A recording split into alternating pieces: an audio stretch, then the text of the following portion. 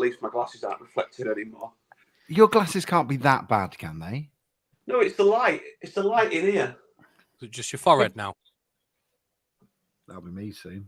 I've got feelings, Mike. You know. I love you, really. Don't forget. I'm in charge of HR at the pod. Yeah, we're gonna have to have a chat about that.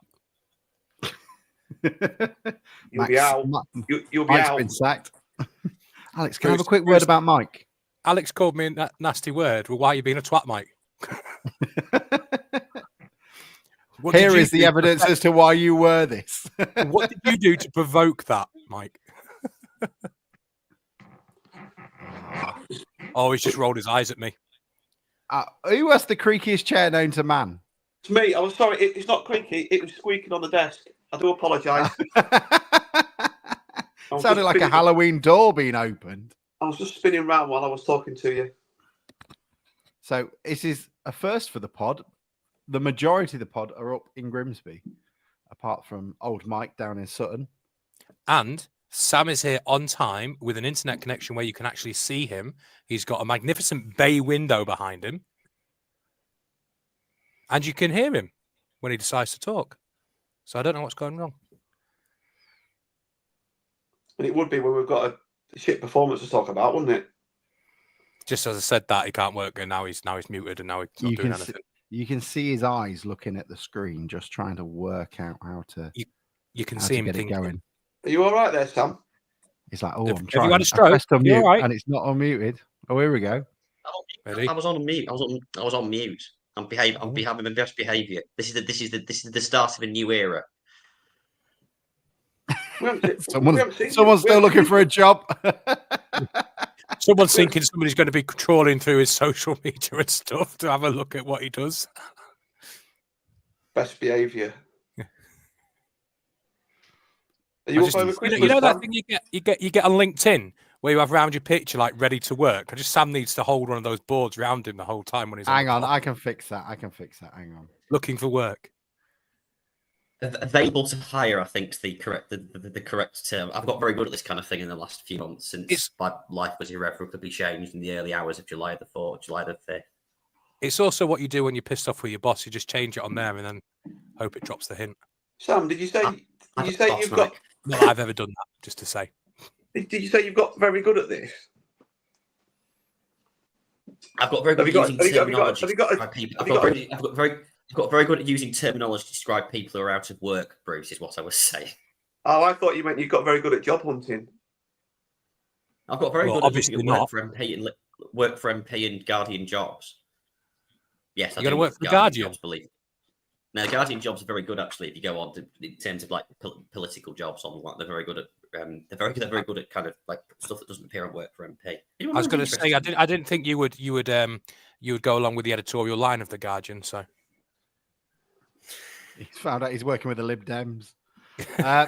Again. Hey. That I'm going to sue. This is just that's slanderous. I've never worked for the Liberal Democrats and never would do. No, they work. Good evening, Tim. How are you? Oh, this is great though, isn't it? This is great though, isn't it? My technology's working for the first time in living memory. My luck's beginning to turn at long last. We've been on 3.5 minutes, mate. Don't jinx it. And where are you tonight, Sam? I'm at my mum and dad's. So you're in rural. So you're not in London where it doesn't work. You're now in rural Lincolnshire or wherever you are. Rural Yorkshire, Lincolnshire or Yorkshire or wherever you may be, and you've got better internet than you do when you live in London. That is correct, Bruce. The analysis there is absolutely bang on. Hello, Niall. Rural broadband. I'm home for Christmas. Already? Oh, I don't like it. Well, I've not got anything to stay down there for. Where's he gonna go for? He's not like he's taking a break off work, Bruce. You could stay to be near us, Sam. You could stay to be near us. Me and Alex miss your presence. Using up the rest of his annual leave. Have you emailed the club see if you can get your season ticket changed? He's out of the office till 2029 when he's out of office. Very funny, very funny. Right. Oh well, we can't talk about all these sponges on society all the time. Right. I just don't want to talk about the game yesterday, mate. So I'm fine with this. So. Oh, well, it was nice to come back. I made it. Mike was hanging on tender hooks to expect if I was going to make it or not. It kept flipping between 14:57 and 15:03, but I made it in time. I didn't miss anything. I'm very appreciative of the traffic updates.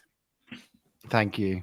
It was a good job one night time. I wouldn't have slept. I was so concerned. I'm glad. Do you know what? It was touch and go, and my wonderful wife decided to kindly drop me off outside Blundell Park, and then said, "I'm not coming in. Fuck that shit," and went home. and she was right. And she was right. She was always been an excellent judge of character. At what stage do we stop saying that's a nice thing to do, and start thinking that's not a very nice thing to do, dropping anybody off at Blundell Park?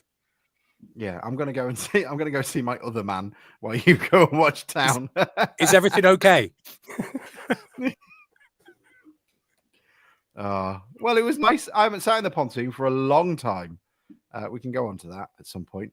It was nice to see Bruce kind of in a very, in the distance, in the corner of the Findus, waving. Was he wearing the green jacket? He was wearing his green jacket, and that's how we identified him. That's how I always spot where he is. I look for the bloke in the green jacket. Evening, David. Evening, Simon. Evening, everybody. I hope everyone isn't too down after yesterday's defeat. It'll be good to get your thoughts. I haven't really put in too much effort today. So if you've got anything you want to bring to the group and talk about, please do pop it in the chat or pop it on Twitter. I've got it up on here, and we can go through it and have a chat. We've also got someone from Swindon Town coming on because that game is fast approaching. Is it Holloway? It's not Holloway. It's one of the ghosts from the training ground, actually.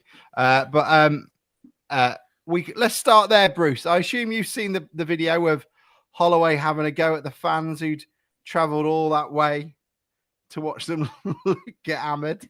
Have you got anything to say on that matter? It just shows a lack of sort of, I don't know, common sense, empathy from the bloke, doesn't it? I mean, Swindon have been in the Premier League. They haven't quite been in non-league yet, but they've fallen as far as we have in the last 20 years. So their fans aren't going to be happy that they're third from bottom of the football league, are they? They might have a right to complain a little bit. But what did he say? There's been another video today, hasn't there? Have you seen his interview? Is that what you're talking? He had to be pulled away from. Was there an interview? Was there? Go on. Haven't you seen the interview where he's saying if they don't, basically it's a Rob Scott. If they don't fucking like it, if they don't like it, I know they've travelled a long way, but if they're not going to support the team, don't bother coming. He's like, I didn't ask him to, and he does that weird thing that he used to do with us, where he looks down the camera at you, and it's quite weird. I will say, I think it's entirely by design, entirely on purpose, making it all about him, whether he's doing that for good reasons or bad. It's entirely manufactured, and we know that because that's what he does. He makes himself centre of attention. You could have an argument whether he's trying to make himself the centre of attention instead of his players and take a bit of pressure off them, but it's entirely convoluted. I still can't believe they've recruited him, but like you say, we'll talk to the Swindon lads in a bit, but it just doesn't make any sense. He's been out the game. He was out the game before he came to us, and now he's been out the game since he was with us, and he wasn't exactly a resounding success in the end with us, was he? He was out the game when he was with us.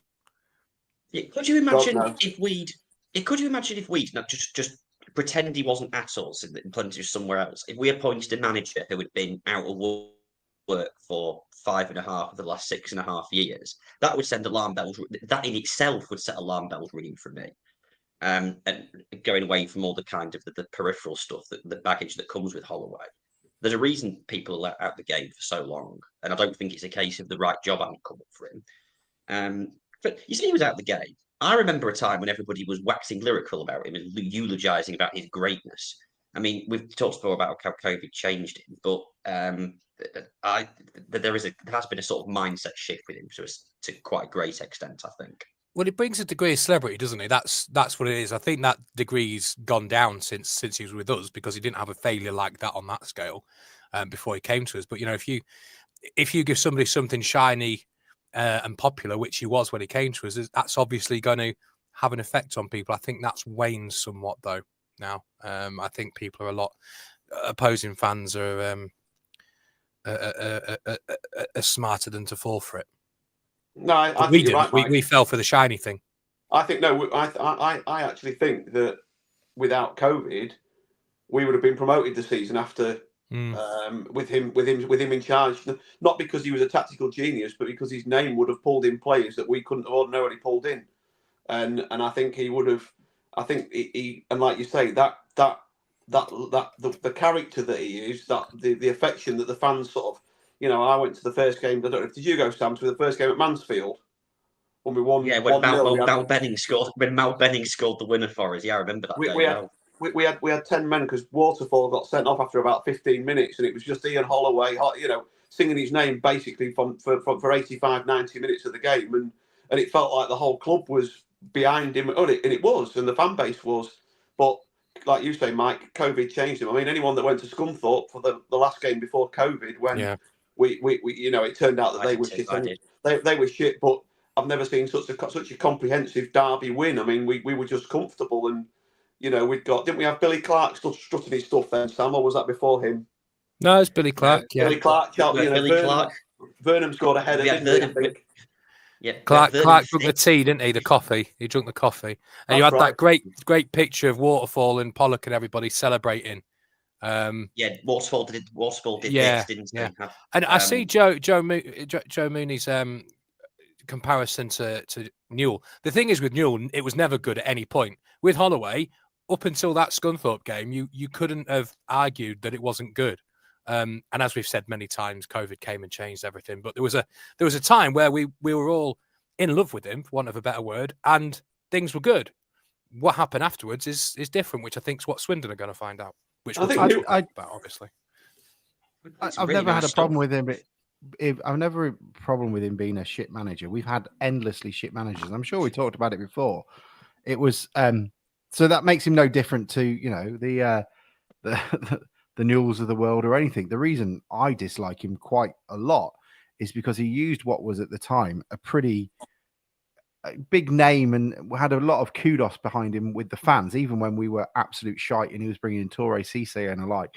But he used that to try and scupper the takeover and wanted Fenty in his convicted fraudster mate in and used it by saying, look, I don't know who these people are, but they've had the temerity, considering I'm quite a flighty character and an opinionated loudmouth, that they want to see which way my wind is blowing should they take over. And how dare they approach me to ask about it and try to almost have the fans gang up on Stockwood and Jason at the time, Tom Shoots, to stop it. And for that, I can't forgive him one iota. I wish him nothing but misery and a life of capitulation and endless pain. I think he still had a lot of, especially for me, he still have a lot of goodwill until he left. I mean, a lot of people worried he was going to leave when he left. But if you look back, when that Alex May stuff came out and he was asked by John Tonder, I think, after the game about it, he wouldn't comment and said he needed to talk to a friend in the media to put a statement out. The next day he put a statement out. Why couldn't you just answer that to start with? And that's where it started to turn, that and then what he said about the new owner. So you're quite right, Alex. It's more than just being shit. We can accept that. It was how it ended left a massive, massive bad taste in the mouth off the pitch, not really the on-pitch stuff. And we can go. I mean, the whole COVID stuff was just ridiculous. I mean, so the other point I was going to make is, and then he had the temerity, didn't he, after that episode? Stockwood bringing him up before it took over, that was unacceptable. But being effectively appointed Swindon manager when Swindon still had a manager was absolutely fine, apparently. I mean, the bloke's a shyster. I mean, there's no two ways about it. Right. Look, we are dodging the subject too much. We're going to be talking about Swindon later, and hopefully that's probably one of the reasons we didn't get anywhere near 3 points yesterday. We will do the intro and then we will go through what was, I assume, Groundhog Day for Sam and Bruce at home, and for you as well. We'll see you in a sec. Open wide for some soccer! And now the shipping forecast issued by the Met Office on behalf of the Maritime and Coast Guard Agency at 1130. Go! At 1130. I don't think I've ever wanted to be in a stand more than my life running there. They're going crazy. Yeah, they got penalty here. There'll be fish flying about there. There's no tomorrow. What a magnificent piece of football! A really, really good goal. You can't mention strength like that.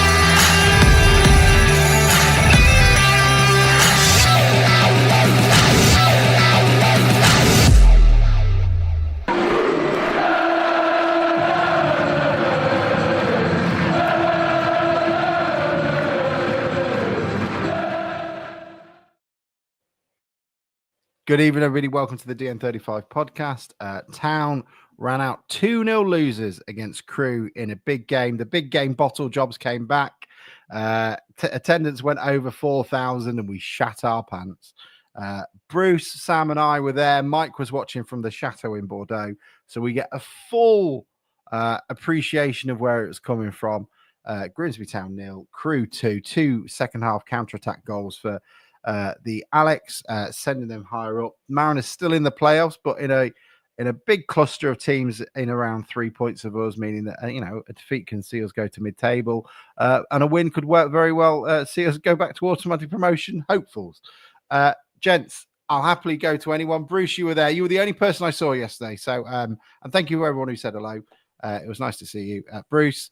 What were your thoughts? You wouldn't have seen me because I wasn't actually there, Alex. I wasn't at the game yesterday, so that's why you wouldn't have seen me.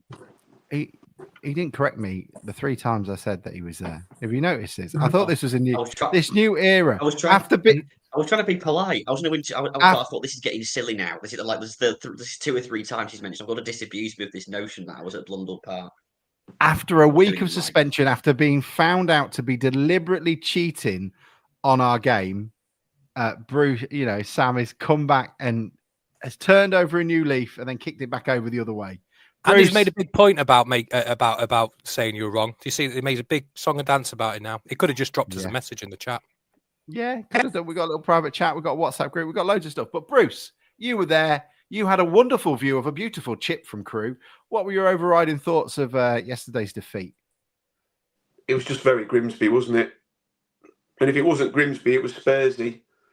It was just everything that my head told me would happen yesterday. Everyone was up.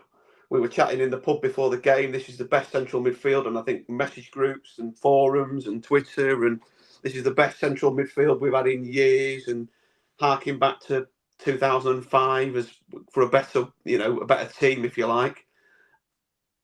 And they did what Town do, like you said. It wasn't a big crowd yesterday, but it was anticipated. I think the fans did what was asked of them. From the start, he said, "Can you bring your singing voices?" The atmosphere, I thought, was. I mean, you've been to a few games in the last sort of season or so at home. It was the best sort of early game atmosphere that It just felt like a proper game, and we just didn't perform. We just didn't. Crewe looked sharper than us from the outset, really, and at half time. I mean, they didn't. They had a lot of the ball and they moved it quicker than we did.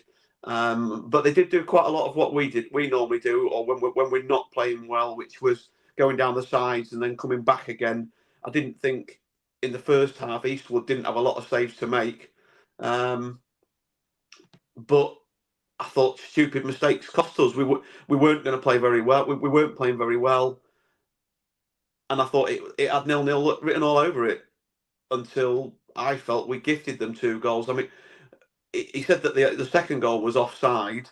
I mean, we had 1 turnover of possession inside their half, and they were 3-on-1, which didn't please the locals where I was, and rightly so. It's just that we gave away possession, and literally 3 of them were running at one of our defenders. And by the sound of it, he was offside when the guy played it through, which would have been really poor on their part. Were it not given. And the first goal, there was a question of offside, but again, there were 2 of them there, and the ball breaks from their half, over the top, guy plays it from just outside his own area. Why is one of our players not goal side of him? It was just... And then I see Rossi's just comment, put a comment on the message, but on the group. But it was... I've looked back at it, I saw somebody complaining that Wright didn't come out for the first goal, and he didn't. He sort of started to come a little bit, and then he stopped, and then he sort of went back. But I don't think he was the main culprit. I think the 2 defenders that were on the halfway line hadn't sorted it out between them who was marking the guy. It was just disappointing. It was flat. We didn't create any chances. It was just very, very Grimsby when you've got a bit of anticipation. I've been swaying over the last 24 hours on the defeat, on whether it was my most optimistic is actually there wasn't that much between the 2 teams, and we got done by 2 very good counter-attacking goals. And then the other side of me is going, actually, I don't even think we had a shot on target. And Crewe had most of the attacking possession. And that first half, it just felt like it was defence practice for Crewe's set pieces. But I was disappointed in Svan Thorsen for the second goal. He was initially out-muscled, which can happen. Then he was out-thought in terms of how the ball was going to bounce, and then was left for dead in running back with him as well. And I was really surprised with how quickly that was turned. And again, Mike seems to be making faces and is ready to come in. Go on, Mike. For the second goal, I thought it was Thompson that was out, sort of lost the ball. Svan. So for the first, it's a long ball over the top. I think the keeper's got to come. When you look at it, the guy, whatever his name is, he's chipped the keeper from 12 yards out. Right, so you've got to come for that. You either come or stay flat back on your line, and he did neither of them. And then for the second, Thompson's lost the ball in, or not won the challenge in a really dangerous area, and that's so unlike him. It's definitely Thompson. Go back and watch. Definitely. So, I was 15 yards away from, or 18, 20 yards away from it. It was Svan Thorsen. He's a white guy with white hair, with blonde hair. So the ball broke when Thompson played the ball against one of their players in a challenge, and it broke down our wing. Usually Thompson wins that, or does. Honestly, somebody go look. That's completely wrong for me, because it was I'm the on ball it was now, up. Mike. I'm on it now. Yeah. So the ball was up. It came in outside the edge of the area. Svan Thorsen was challenging with the guy to get the ball, missed the first header. The ball then bounces and he misses it, and then the guy is away. Now you might be talking about something else afterwards, but it was Svan Thorsen that lost the initial ball. Thompson hang on a minute. I think neither of you are right. I'm pretty sure I'm right. Well, I know I'm right. I'm talking about the thing I'm talking about. The last thing that happened is Thompson went in for a 50-50 challenge, and he's ricocheted it off their play. Now, the point I'm making is Thompson. Andrew Nars is saying it's Svan Thorsen and then Thompson. So there's two mess ups. He's right. It's Svan Thorsen out muscled. That's all right, Mike. You can apologise. Thompson loses the ball. Yeah, it's fine. Don't worry about it. What are you talking about? I think Mike's right. That northern air has gone to your head, Alex. Anyway. No. The point I'm making is, from that moment... You're not making any points. You're wrong. You've lost all credibility. You're completely wrong. Thompson usually is very good at it's that. It's like watching Jeremy Carragher defend Liverpool. And sensing the danger. I think overall, Crewe are a very good, well-organised side, and I think that's what we saw yesterday. And I go... hardly surprising, because I do tend to do this. I go for the more optimistic view that you went for, Alex, which is I think the only difference really is two long balls. Now, you can debate all day about the goals and how you can prevent them, but I think that was the only difference really against a team that is well organised and set up really well. Now, obviously, that doesn't excuse... I'm not having this, Nigel. You're wrong. Just go back, get back in your box. You're wrong. It's embarrassing that you're doing this in front of hundreds of people. You're completely wrong. I will accept your apology on Facebook, on Twitter, whatever you want to do. Send it through, like Mike. I'm looking forward to Do we have the apology. rights? Can we show the goal now? Do we have the rights? Get on YouTube and play it. Mike, like I say, Thorsen loses the ball, gets out muscled, but I don't think Thompson is to blame. He just loses a 50-50 tackle. The other guy goes to ground and he doesn't. But surely that's not the problem. Losing a tackle isn't the problem. It's the fact that that left us 3-on-1 in one. Losing the ball. All I'm saying is that ordinarily Thompson is very experienced and would usually deal with that. He'd chip it over his leg and put it out, and he'd know there's danger. He would know the counter-attacks are danger. Don't win the ball, just get it away from them. Come in and chipping it out for a throw-in or something. And I think it didn't, over the whole game yesterday, Thompson didn't look himself. You are a prick. Thompson looked knackered. Yeah. From about the 15th, 20th minute yesterday. And I thought, and around me, the feeling was we left it way too long to change him. Sam? Yeah, yeah. Sorry, Mike. I've seen Thompson came in for quite a bit of criticism on the back of the game. I didn't think it a particularly poor game. No more than anybody else. I thought it was we didn't play great, but I didn't think we were that bad either. Don't know why Thompson's coming for loads of stick, given he was the messianic. He's given messianic a couple of weeks ago. I do think there's a little bit with Thompson. He became a world beater while out of the side. I mean, he was clearly our second best player last season, despite only playing half the season, which tells you all you need to know about everybody last season, though, apart from Rose. But I think it was more indicative of just where we are. It's a bit dispiriting, isn't it? A little bit. It happened against Walsall. It happened against who was it? It happened against Doncaster. Now, where we've come off the back of a couple of really good results away from home normally. We beat Accrington in this one. Come home, decent crowd, atmosphere up against a decent side, and we weren't as well beaten yesterday as we were in those two previous games I've mentioned, but they were clearly better than us. And I know we're 7th and everyone keeps saying we're in a false position. I still think we'll probably finish somewhere between 10th and 14th if I was a betting man, which I'm not. But it's a work in progress. We're not the finished article. Artel's perfectly honest about the fact that he wants to keep us. This is a process, but at least I can see the end goal, which is, as a Grimsby Town fan, I know this sounds really sort of crap and cheesy, but I've never been able to see, generally, normally we just trot from season to season, hoping we get enough points to get over the line. There is now as Lewis described it, there's a sort of North Star to this. There is an end game to this. And therefore we're going to have bumps in the road like yesterday, which is why I'm very reluctant to get 2 up and 2 down. I mean, we'll probably go and win at Swindon next week. We'll be level on points with automatic promotion again, and it'll be all rosy again. So the sort of the kind of hysteria from both ends, from victory and defeat, needs to be more balanced. And that's me saying that, and I'm one of the most emotionally volatile people I know when it comes to comes to reactions. I think I think we could nail it down to too many players that you look around that team and you think if they have good games, we have good games. It just didn't have a good game. Thompson, it's not a digging him out, Sam. I think we can rate the fella and then criticise him when he's had a poor game, and I think he did yesterday.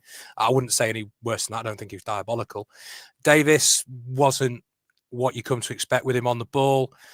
Green didn't really get involved much. You think Kieran Green of late gets hold of the ball, runs at somebody, gets you going, gives you a bit of emphasis. It sounds daft, but I think they identified Green as a threat and dealt with him. Luca, for example, didn't get much of the ball. He did towards second half, but it was a bit too late then. And I do think unless McEachran is injured or not fit or tired, he has to play in these games because I really think he's integral to what we do. He gets us going from deeper areas. He receives the ball, plays the pass, just gets us going and dictates a little bit more. And for what I see from that midfield, without McEachran, there isn't a dictator in there. Thompson disrupts, Davis creates, Green just does what he wants. But McEachran on the ball is calm and he gets us going. And unless he's injured, he really has to play these games because I think we massively missed him. In the first half when we couldn't get going, we needed just to get hold of the ball for a little bit and start just playing with the football a little bit and get ourselves a foothold in the game.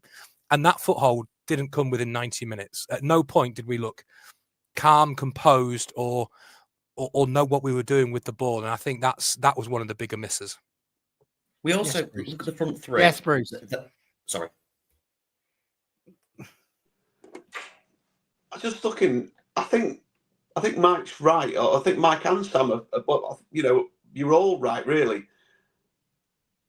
But Mike is wrong about the Thompsons thing. Yeah. The way we look this season, we're either going to be. We're just hot and cold. It's very frustrating. It's hard to put up with. I've just looked at the table.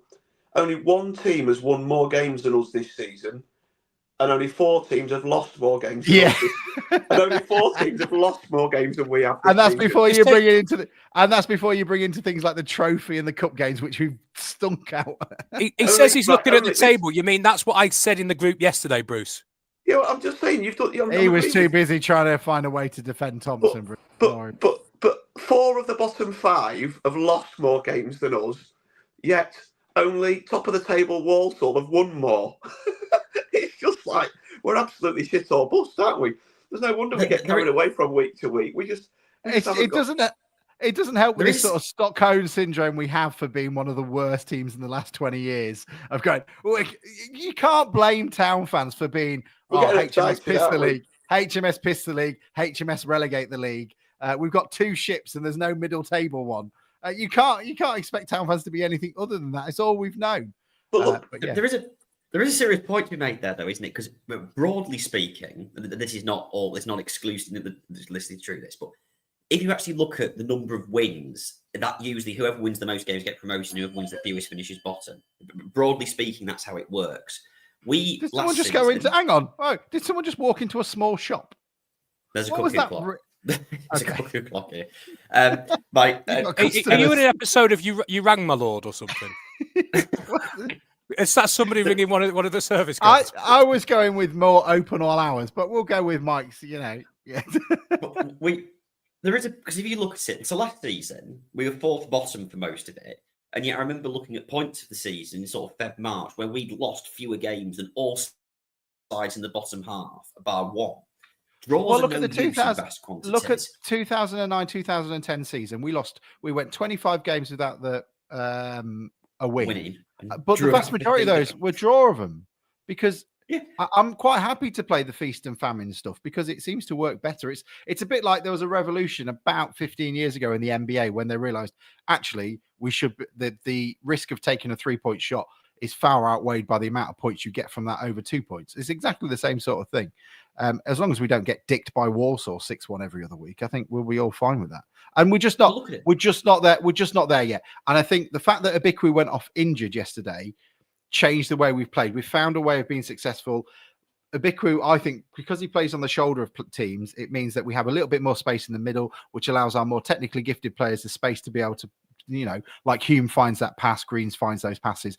That's the sort of difference that we have. But Crewe, because Steve, we're never having him back on again. Bruce, you're right to completely ignore him, get pissed, fall in a bush, go to the toilet because he doesn't know what he's talking about. He said, don't worry, the midfield is weak as anything. Don't worry about it. You'll be absolutely fine with that. And they come and they completely nullified us and dominated that part of it. They're going to do really well this season. I just don't think we're there just yet, but I think we should have enjoy the ride. Bruce, yes, Dan is ready to talk to us about how shit Ian Holloway is. I just was going to say that I've lost my train of thought. I think the Alzheimer's is kicking in. What was I going to say? It's an age thing. No, about Crewe. No, you don't know what you came in the room for. No, Crewe were. I just needed a couple of seconds for my brain to catch up. Like you say, they were a good, well-organised side, and I think we lost to them yesterday to 2 silly mistakes.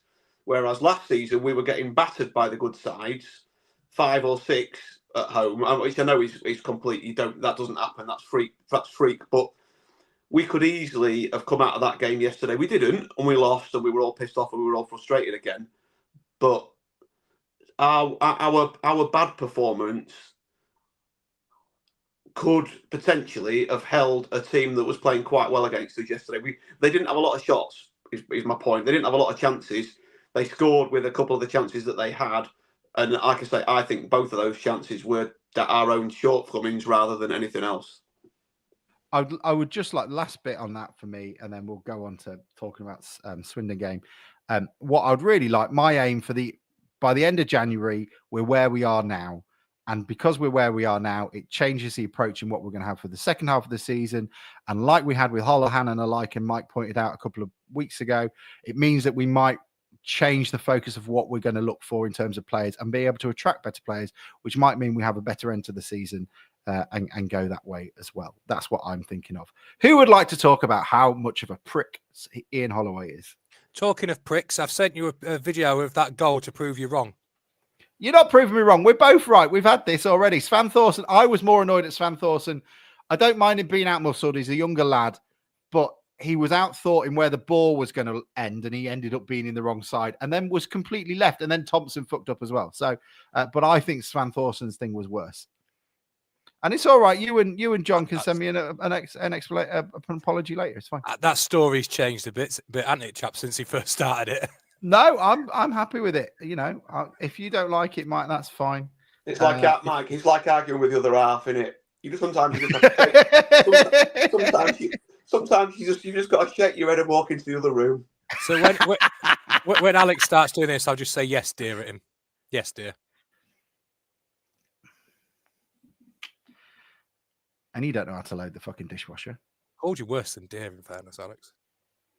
Who's dear? Do you know what? I thought that was a really good cutaway then, and I couldn't find the fucking video to introduce the preview. Let's do that again. And you don't know how to empty the dishwasher. Behind, so that's the final action of the game, which means Grimsby Town are back in the Football League just a year after those awful scenes. Good evening. We are joined by Dan Hunt from Swindon. Yes, our attentions have been focused somewhat on the bullshitter from Bristol for a little while, but that is only a small part of the shit show that is currently going on at Swindon. Dan Hunt is here to talk to us about the Spirit of 69.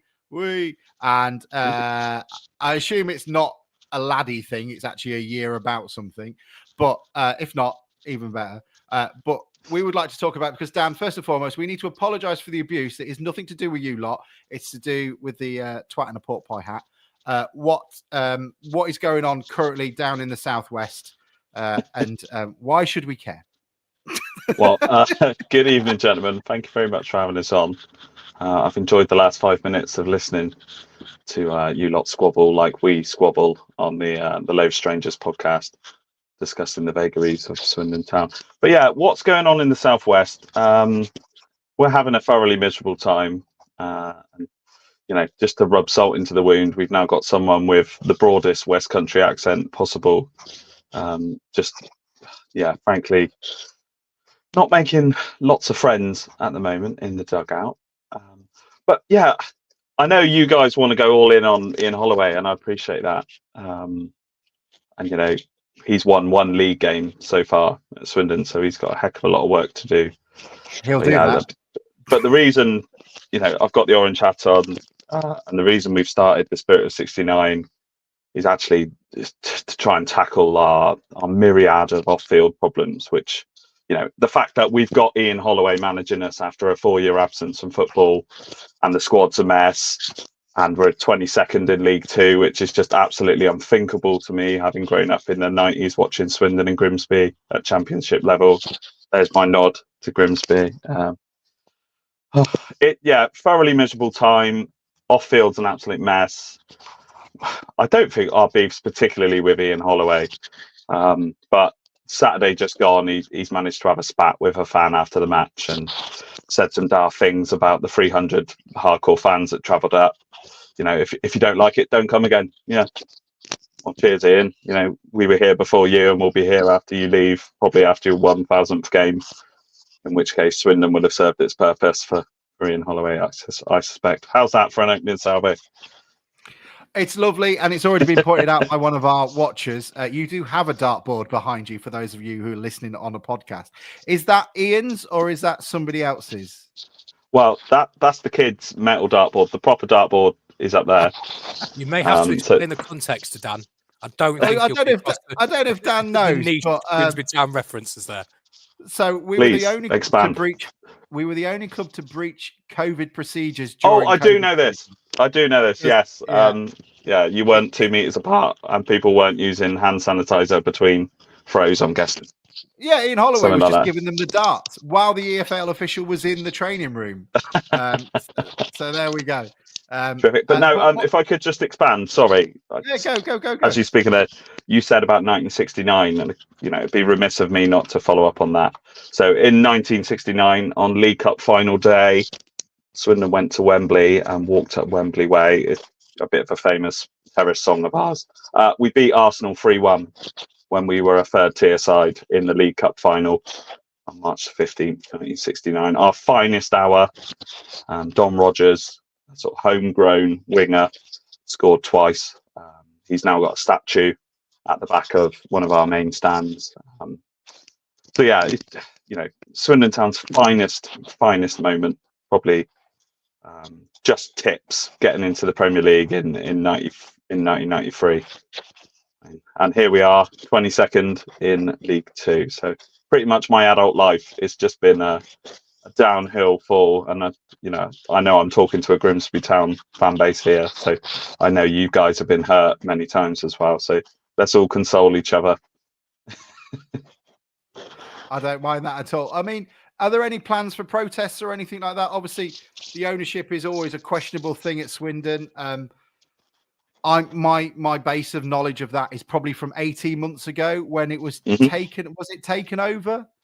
Yeah. And So there was just to give you a quick potted history. So the previous owner, Lee Power, was a bad human being. Let's put it like that.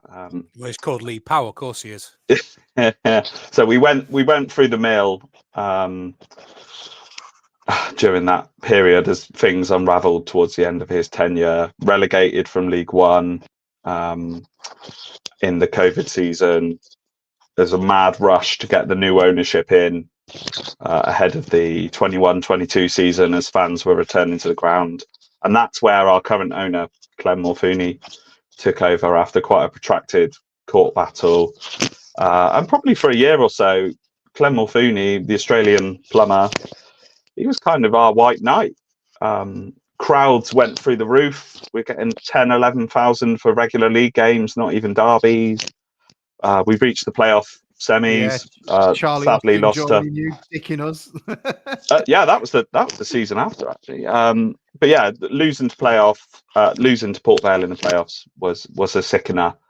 Ben Garner left for Charlton. Our director of football left. No one still really knows why. Scott Lindsay was appointed after a long period of twiddling our thumbs, and it's been kind of gradually downhill since then. And this year has been another alarming drop off. You're now down to sort of regular crowds of about 6,000, which you're talking about. You've lost 4,000 fans in about 3 years. The playing staff devoid of quality. The director of football left about 3 weeks ago to join Salford. We haven't replaced him. We're just going to give Ian Holloway the keys for the January transfer window, which terrifies me. But yeah, Spirit 69. So you know why it's 69. The reason it's orange as our sort of protest symbol. Lots of orange bobble hats everywhere, is it? Yeah, so goes back to sort of Swindon Town fan heritage. Back in 2006, we were protesting against the then owners. That year, there had been the Ukrainian Orange Revolution, so it was kind of a nod to that. But our manager of the time was Paul Sturrock, Dundee United legend. Dundee United played in all orange. It was kind of in solidarity with Paul Sturrock, nod to the Ukrainian Orange Revolution. And so us bringing the orange hats back for this sort of round of protests, we're going back to the well, as it were. The orange hats are a nod to our protesting heritage. And to your question about protests, I'm glad you asked, because this Saturday, ahead of the home game against Grimsby Town, we have our first day of action planned, and we have a protest march planned. We're leaving our place where we're gathering at 1:15. We're going to end up at our brand new statue park out the back of one of the main stands for about 1:45. We'll then have a bit of a protest rally, wrap things up by 2:30, get in the ground and support the team, because behind all of this is a really struggling football team on its arse who need all the backing they can get, and that includes Ian Holloway, unfortunately.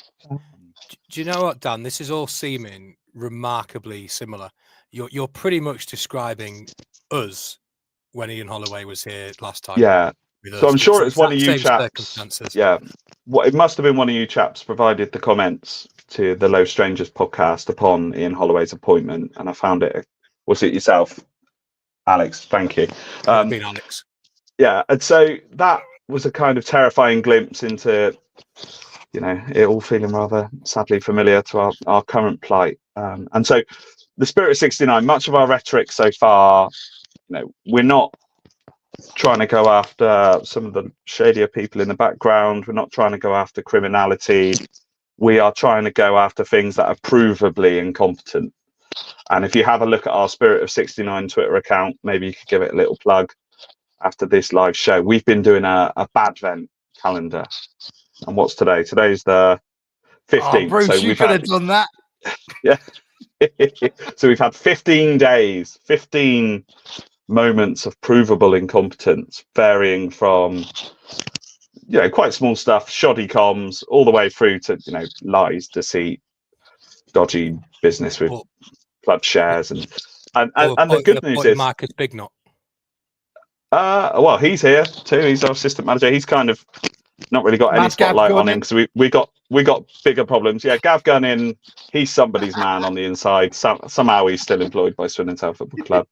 He seems to be the default. Well, Steve Mildenhall's our goalie coach. He's very popular here. He's all right. He's a Swindon man. So not a bad word to say about Steve, please. But until last week, you had 5G Danny Rose there, didn't you, as well? Yes, we did. So he was involved. He left in because you're putting up a new phone mast or something in the area. He was involved in the academy coaching. I think, sticking to football, he had quite a good coaching reputation. He's left and no one really knows why. It's just thing on top of thing on top of thing. It feels like it's unraveling, and the unraveling is happening faster and faster now. So the day of action on Saturday is really important.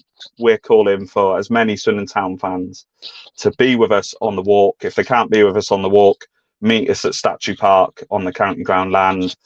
Wear orange, be loud, be proud, but also be peaceful, be non-obtrusive. That's very important. Myself and my two co-founders, Terry and Rich, we're just three normal blokes that love the town of Swindon somehow and want the best for our football club. So it's really important we send that powerful message. If we can have 700-800 people marching with us, and thousands of orange hats inside the ground, and frankly, the Grimsby fans we see on the day, I'm sure you're going to be there and nodding in solidarity with us. I know you're a fan base that have been through more than your own fair share of turmoil. And I would be careful, Dan, because I'll tell you something, Bruce. COSOP could make an absolute fortune flogging luminous hats to Swindon people if they can get down there with them. What were you going to say? Well, yeah. I was going to say earlier we could get the Kanoko hats if we protest, couldn't we? But yeah. What do you want?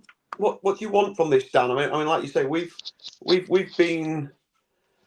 I was just thinking while you were talking, if you were throwing names about that are sort of since the millennium clubs that have suffered the most, and you'd probably you'd have Oldham in there, you'd have us in there, Southend would have been in there until recently. You'd have had Luton in there. I mean, Scunny, our near neighbours, they've gone back where they belong, so that's not really relevant. But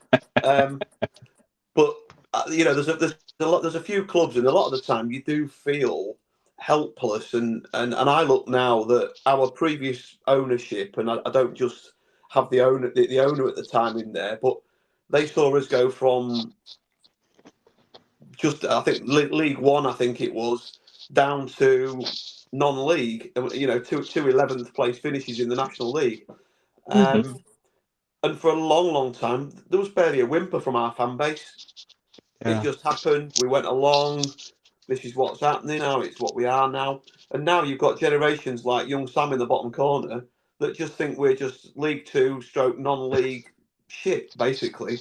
And it's not fun. So what are you hoping? I mean, we were lucky that we had two guys come along that bought the club from our previous owner.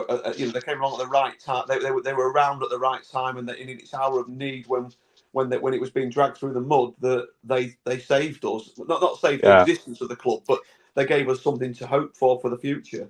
And that they're genuine fans as well. What do you want from? What are you hoping will come out of this? Is there somebody waiting in the wings to take over from him? No, it's great questions, and let's try and take this in some sort of order. So you mentioned non-league football there, and frankly, that terrifies me. The thought of finishing 11th in non-league is just so disparaging. It's as not a group that of bad. fans. You'll No, get don't say that. But it's not that bad. No, Bad. not having it. I don't want to go there. It's when you get there and you go to Braintree and you get outplayed by Braintree, and it really hits No, you don't. like, Sam. God. The problem is you don't get outplayed by Braintree. They stick 11 men behind the ball and then score a free kick and win 1-0, and their three fans go absolutely balmy. We did lose 5-0 at Braintree, I think. Alex, they beat us. There was that one. Yeah, there was that one as well. Yeah. And then the post was like Mike Bassett, 3 cheers for Ramirez. All right, let's put your collective Braintree trauma to one side. I'm sorry, gentlemen. I know you're hurting.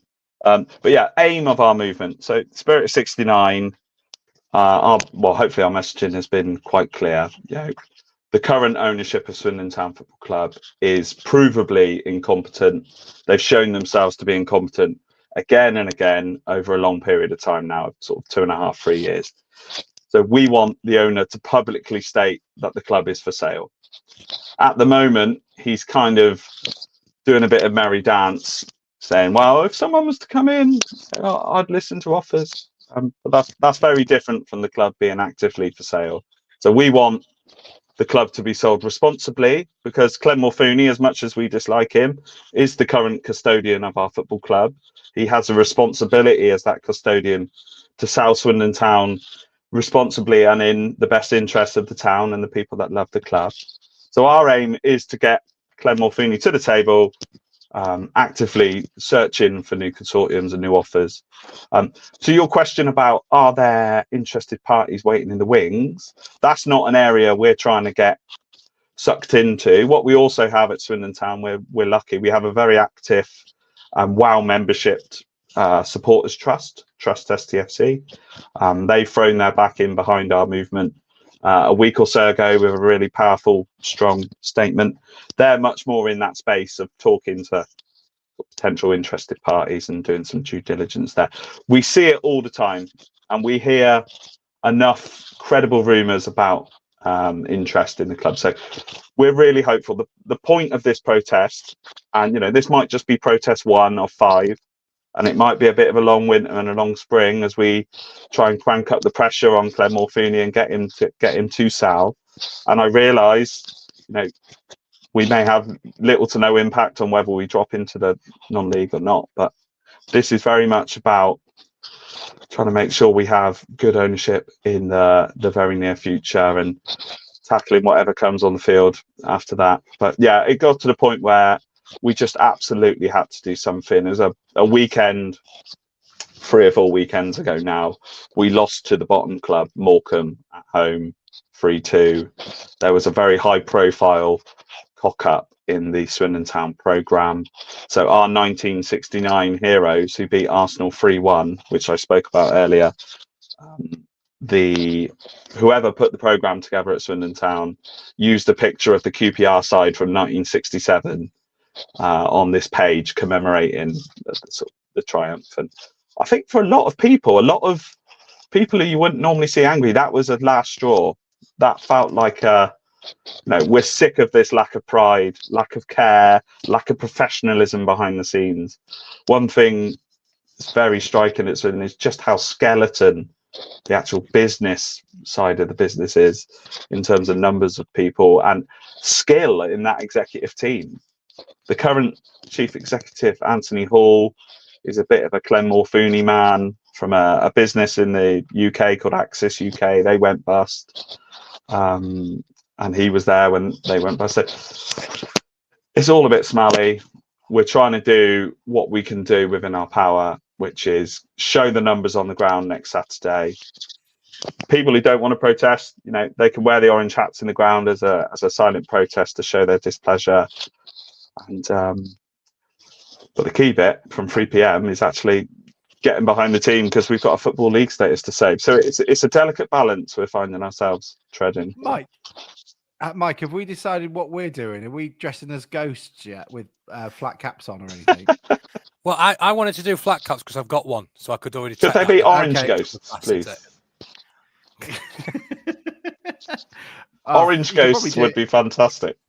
Fine, because he came out with that typical Holloway. So obviously, anything he says at the minute, because we're, the anger's still there. It still leaks through to our fan base, and we heard about the training ground or the stadium's haunted or something, isn't it? Well, do you know what? That really annoyed me as well. So we train in a different town. So there's a small Wiltshire town called Cairn.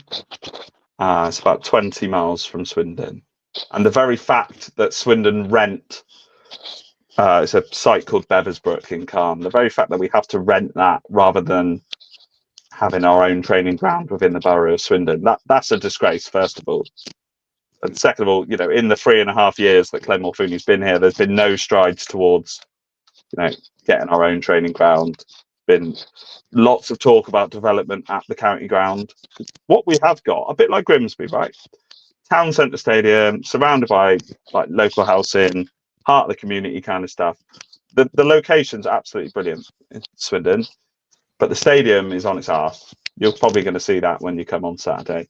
I hope you have a lovely day out until 3:00. Pump lots of money into the local economy. Other Swindon fans, not me, might say don't put your money into the club, but I didn't say that. 10 quid for parking. We're already doing it. Well, no, park somewhere else. There's lots and lots of parking around Swindon Town for a £5. Don't worry about that. But no, Dan, Orange Ghost will be fantastic. Cheers, guys. Yeah. Can I ask you a question? Please. My theory is the two most batshit teams off the pitch are the two teams that get relegated, and I'm pretty much backed up every year by that.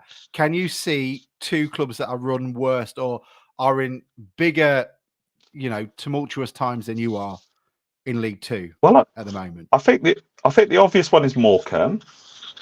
But what we saw when Morecambe came to the county ground 3 or 4 weeks ago was a highly motivated team that were clearly playing for their manager and their fans, and they won 3-2, and no Town fan could really grumble on the day. So probably from our point of view, this business Morecambe are having with their current efforts to rid themselves of their current owner and bring their sort of new ownership in. Selfishly, we probably need those struggles to continue. But with my football man head on, I hope for the Morecambe fans that that's resolved satisfactorily and that they see better times soon. Carlisle, I don't feel like Carlisle are that big a mess. I feel like they're probably just having a bit of a mare on the field. I think Accrington are quite a happy, well-run little club. Colchester, I've seen enough from them when they spanked us 4-0 the other week. In terms of quality of player, that they're not going to be in much strife. So, non-league is very much on, and it terrifies me.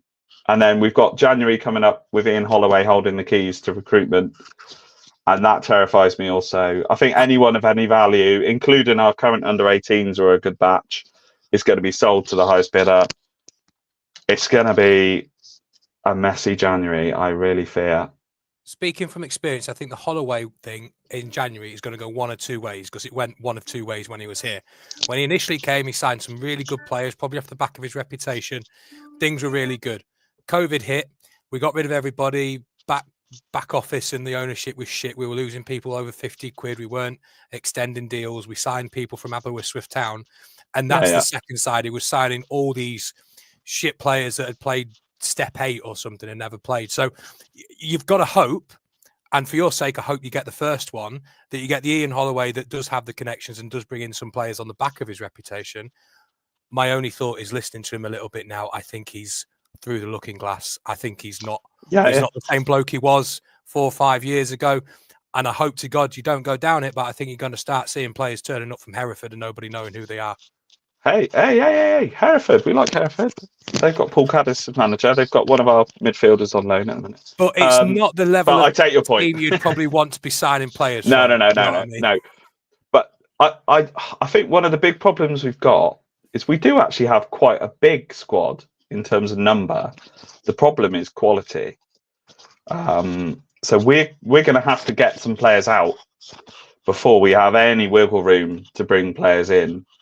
And then the second worry is the sort of market we're shopping in terms of finance. I suspect we're probably looking for the very most cast-off of cast-offs from above and probably a few punts from below. It's just a highly, highly worrying time for Swindon Town at the moment. That's very kind. There is the odd player who I look at and think in a better team they'd do quite well. We got a midfielder who's a bit like George McEachran, actually. Gavin Kilkenny, quite a pretty player on the ball, quite smart user of the ball, but some of the better players in that team are just drowning amongst the shit. Was McEachran with you guys previously? Yeah, we had him for the last 2 seasons. Yeah. He's a lovely footballer, George. He's not really a goals man. He's not really an assist man. He's the guy before the pass that leads to the goal, if you know what I mean. I hope he does well with you guys, because he's doing very well. There's a very talented footballer in there somewhere. The frustration just always was, just do it for 90 minutes, do it for a whole month. Yeah, but no, I'm glad he's thriving. Have you got any sense of what? So how is he setting up? Has he decided what he's doing? Is he chopping and changing, or is he? Yeah, Is there a style developing? How are you going to play on Saturday? we are. Or does he not know? In the very much choppy changing phase. So he's done 10 games now. I think 3 or 4 of them have been in the cups. And no, he hasn't settled on a system, let alone an 11. He seemed to spook himself this week. So we went away to Wickham, made 9 changes, and our second string beat Wickham's second string in the Virtue Motors Cup. And so buoyed by that win, he then started 3 or 4 of that kind of fringe up at Bradford, and we were limp, shot shy. I think we had 3 touches in Bradford's box over 90 minutes. We had 0 shots on target. Very little impact off the bench. But last Saturday, home to Fleetwood, admittedly in the midst of Storm Dara, so it was a bit of a lottery of a match. We seem to use big Harry Smith up front quite well. That's probably where your eyes will be drawn in terms of threat at Swindon. Got 6'5" striker Harry Smith. He's got 9 goals this season in a really poor team. He's the focal point. But from what I could see on Saturday up at Bradford, he was well shackled. So if you've got a couple of big centre halves, that'll give you a good starting point against Swindon. But it's just such a low confidence, fragile side this year. Going into that Bradford game, we were on the back of 2 wins, 1 in the league and 1 in the cup with our second string. So yeah, we just feel like there's probably been a little bit of complacency on the footballing side of the club and the fan base, thinking that this team is better than they are. But look at the table, right? Played 20, won 3. 3. Well, 3 Dan, games. we are very much looking forward to taking complete advantage of it, because I'm sick to death of going to your place and getting dicked. So I'm hoping we can repay the favour and pile more misery onto you. And we will Well, what a love lovely way nothing to end more. it. Well, I can only say it Yeah. with love, because at least, I'm sick to Oh, going no. there I getting mean, dicked 5-0. And so we've got no problem with Grimsby. Grimsby is a proper club, proper town. You've been through your fair share of misery. So solidarity with you, gentlemen. It might work in your favour, he might get so riled up, he might actually put some work in for once, but most likely he won't. It will get under his skin, and he'll hopefully it'll end with us decking him on the pitch, and him under a load of blankets, maybe orange, being piled on by town fans dressed as ghosts. But you never know. Look, we can only wish you well. You're a proper Thank you very club. much. It's great to see. Thank you so much for, charging us £19.93 once, I think it was, to celebrate Premier League promotion or something. Excellent. Yeah, we look forward to hopefully piling on the misery. We shall see you on Saturday. Thank you very much, sir. Yes. Cheers, gentlemen. Thank you very much. Thank you. Cheers, Dan. Thanks. Right. Well, that sounds all miserable. Sounds like we might enjoy a day out in Swindon, but knowing us, it will probably end in a 3-0 defeat. Yeah, we're gonna get beat. We're gonna get beat. We're gonna get beat. Holloway will have I was asked in the London group earlier, Alex, you might have seen it, about if we're going to dedicate any time to decide what we're actually, if there's going to be a theme for Saturday, or if there would people like a theme. Do you think there should be a theme, or should we not bother? Bruce is shaking his head, but also Bruce won't Holloway's be. A twat's a good Hang on, it's football. Sorry, You're not going to watch Back to the Future at the cinema. Sorry, Bruce. Are you going to be there? I've been to Swindon twice. I want the question. So Bruce was it? isn't I there, want the so question, Bruce doesn't. Bruce. Yeah, Bruce doesn't get a say in this. Part-time big game misser. Hold it. We are not using my name to describe not Bruce. answering a question. No, you not. He was answering a question he wasn't asked. That's a very political thing. He was doing a Kia, I think. He was answering a different question. Yeah, we'll call it Kia. I've been to Swindon twice as well, Bruce. Last 2 seasons, 5-0 and 2-1. You going Saturday? No. You going Saturday? I'll be there. Do you know why? Because I love my club. I love my club, so I'm going. I went today. Are you I going? went yesterday. I'm sorry. It's Grimsby near Hampshire, is it? You didn't love your club. You didn't love your club when we were at Carlisle the other week. No, fuck that. That's too far. That's too much love. That's on the edge of stalking. Bruce, I bet you're going on Boxing Day on the 29th, though, aren't you? Yeah, I do live around the corner though. Yeah, so I'm doing those as well. So the mark of truth. Have you got a lot of time on your hands? Is that it? Do I put a live poll up, by the way, gents, so people can ask? No. Oh, okay. Bruce. So Bruce wants us to dress as ghosts. I think I'll wear a flat cap. I'll tell you who it was. Stickers. It was Mark Middleton. He started all this. He said, talk about it. So Mark Middleton talked about it. No. I think people who, don't go to the games don't get a say. But let me have a look. There's only the fact that only 2 people have voted on that poll, Mike, which is me and Mark. You haven't even bothered. Mark won't count since he started, but that doesn't count. It's his own poll. Yeah, exactly. So, lads, let's have an important issue settled on this evening's pod, please. Do we fancy dress, whatever you like? Ghosts and ghouls themed only. Full kit wanker? Absolutely not, Mark. None of the above or something else. Flat cap. It was darts players. Chuck your fucking flat caps at him. Darts. Chuck darts at him. Just go as football fans. Yeah, he's chirping up all the time, innit? Look at him. Can you imagine? Can you imagine him when the mariachi band was in Barnet? When the mariachi band went to Barnet, he's just sat there in the corner going, "This is fucking rubbish." Oh, you're meant to be at the fucking football. What did you enjoy yourself for? Bruce, what you got to remember Wigs at Woking, more like wankers at Woking. Look at them. More like woke at Woking. Yeah, look at these wokerati and their wokey weeps. Them going to the game is like an event. It's like a big day out. They don't get to do it very often. For us going, but they've got tofu sandwich. So as a result, they have to take it more seriously to make it more. I'm sorry, Sam. Were you there yesterday? No. You didn't even offer his ticket up. Did you know that, Mike? Didn't even offer sat his there ticket in your up. bay window. Yeah, in your bay window. I didn't offer it because it had already been taken, as I explained. It's not a bay window. It's got doors. You pair of clowns. Clowns. Let's do clowns. Yeah. Let's do Bruce at Swindon. Let's do Bruce at Swindon. Just loads of people there going, Just go and get pissed. In 1926. We'll all go with hooky laptops. You say you've been twice. Were you there that day when Mitch Rose scored that incredibly dubious penalty? It wasn't dubious. Harry You'd say that every time. Yeah. Could have killed him. Could have killed him. Disgraceful tackle. Harry Cardwell fell over somebody's heel. And then I think I went outside the box. Outside the box. No, he fell into the box. He was, how fast Harry Cardwell was quick and he was running at pace. It was hard for the referee to tell whether he was inside or outside the area. And then I went the season after. We were 1-0 down, and he was still falling. And Luke Hendry equalised. Oh, what a time to be alive! So you've been to Swindon twice and not seen us lose. How is that possible? Given our record, there is. Is somebody going to pay for me to go Saturday? Not now. You're being a miserable bastard. No. No, I've got an evening. I'm at an evening function. I will pay for you to come, Bruce, but you've got to wear a ghost outfit and a wig.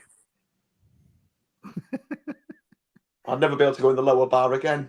He sat there. Oh, it wasn't like this in my day. Did you not wear a wig at Woking then? What about the inflatables at Barnet? Did you not do that? I could do with a wig. If anyone needs a wig, it's me. Don't change the subject. I didn't go to Woking that day. Oh, part time. And did you? What about when we went to Barnet? Did you take inflatables that day? I took my original Harry Haddock wherever he is. So he's around somewhere. Grow up, Bruce. Grow up. Grow up. What a child. And what about when we had the mariachi band? Did you dress as a Mexican? As we were. No, but I did pay. But I did pay £90. I did pay £90 and make a last-minute decision to go because it felt like one of those days that you had to be at. You're welcome. Did you enjoy it? We lost though, didn't we? Yeah, Craig Disley scored his last goal for Town. Yeah, we did score. Was that the end of that season? Was that the end of that season? Bloody hell, that's a long time ago now. That was the season, wasn't it? Was it the season in the conference when we came back to equalise at Barnet? We drew 2-2 or 1-1 or something. We were rubbish. rubbish for about We did- 85 minutes. Yeah. Yeah, we did inflatables again, didn't we? And then we ruined it and we pissed the players off because we broke the net when we were celebrating the equaliser. And we cut injury time short by about 3 minutes by our estimation, didn't we, Alex? Because we invaded the pitch. When I say we didn't. Me and Alex are far too bigger units to move with that degree of speed down there. Oh, hang on. I was back then. I'm not now. Yes. Well, I'm talking about back then, Alex. Calm down. You need to calm yourself down, mate. Is everything okay? No, high blood pressure. That's why I'm losing the weight.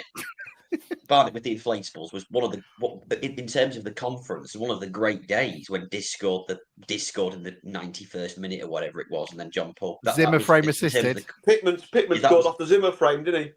He did famously. That's in the terms of the conference. I mean, we don't want to hark back to those days. That was one of the better days out we had in the conference. That was fun times. This is the last thing I'm going to say on tonight's pod. That was. You're right, Sam. That was one of the best away days in the last probably 10 or 15 years. Just we turned up, thought there'd be a few hundred. I think there was about 800, and we won 3-1. They were top of the league. It was good. Right, move on, Alex. It's still see Diz dinking over the keeper at the end. It was a good day. It was a good day out. That Bruce out. Is that the closing credits tonight? Oh, sorry, I've finished, Anna. But that was the last thing you got to say.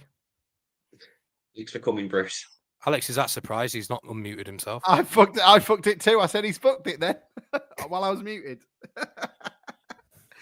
Bruce doesn't want a I offered him a mic, guys. I've brought a mic all the way up to Grimsby for him to take, and because he now does it on his phone, he can't. And his AirPods are shit, so we're gonna have to. It sounds better today though. I'm just really hoping whoever got you for Secret Santa, Bruce, just buys you a Muhammad Ali poster and sticks it in a frame for you. That's all I'm hoping. Nice big one back. Stick it up in your room. Can't sell it because it's an emotional thing from someone who loves you dearly on the pod. He's going to stick to this now. He's not going to say a word. Yeah. Best. I don't know when we finish as well. When we finish, he won't be there after the credits to talk to us every week. Didn't last week, did he? He was gone, wasn't he? Right, I'm back. I'll just one more last thing. I spoke to Alex on the phone earlier when he offered me that microphone, and I said, I think my car hands-free had been on its Christmas night out. It was fucking shite. I couldn't hear a word you said. Me and Maisie were in the car, and I went, call Alex Green, and it just went, would you like to call Mike? Where the fuck have you got Mike from? I said, Alex. He knows the person that's actually sensible on this show. So I'm just going to patch you through to Mike. Bring it back, lads. Oh, bring it back.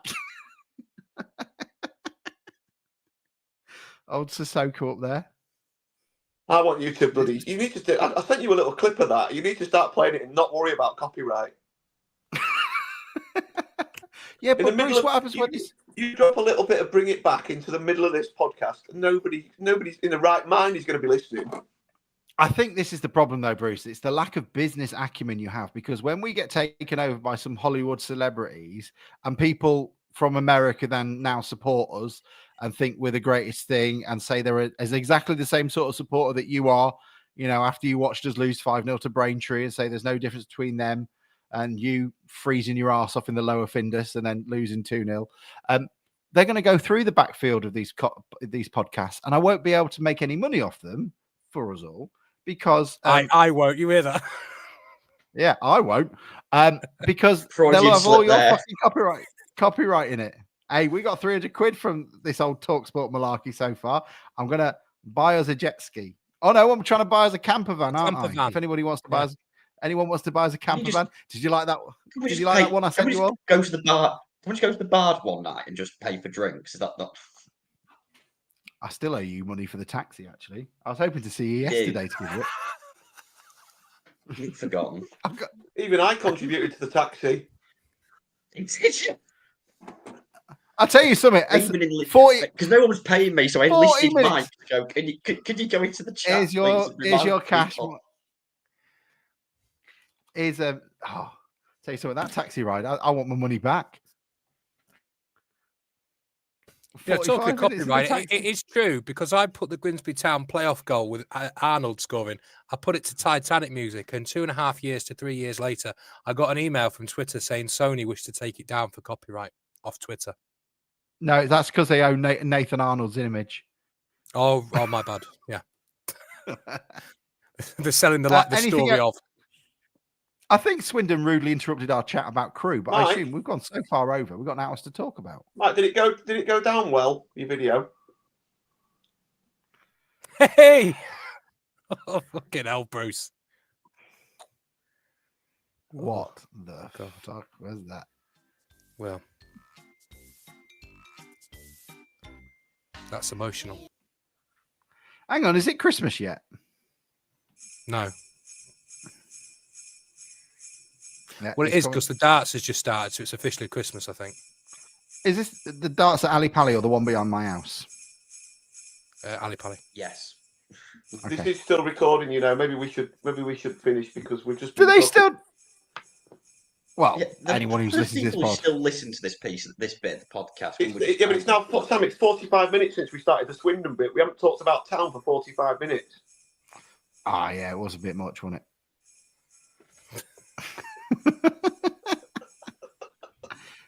Can you not tell, Sam? Bruce is an incredibly busy man. He has scheduled times. If it gets after 9 o'clock, he starts twitching. He's got to go to bed. He's getting old. He's got a routine.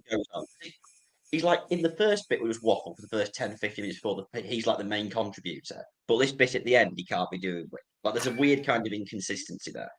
He's got a bedtime and he's got to stick to it. What time do you go to bed, Bruce? So, to bring it back, 10. what are we doing next week? We're bringing a bottle, Mike. Watching at Remember? home. Bringing a bottle. What's the plan next Sunday? Oh, we're doing a pod, aren't we?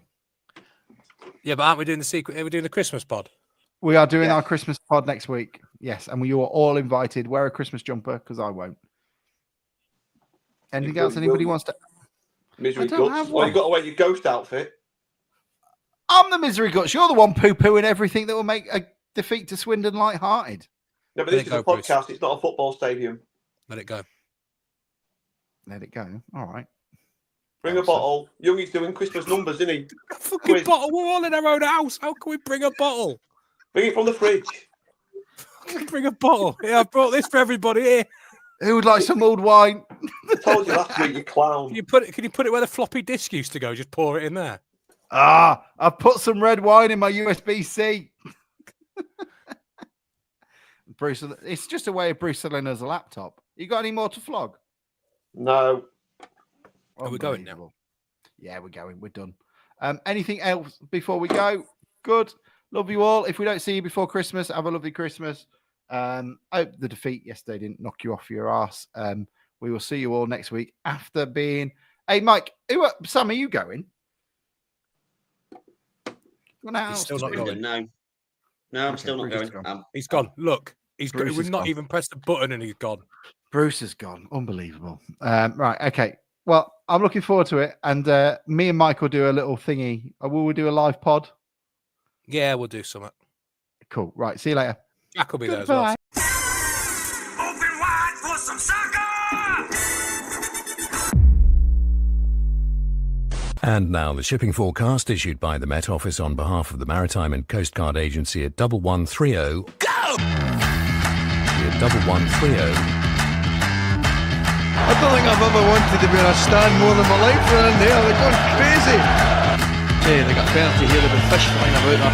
There's no tomorrow. What a magnificent piece of football! Really, really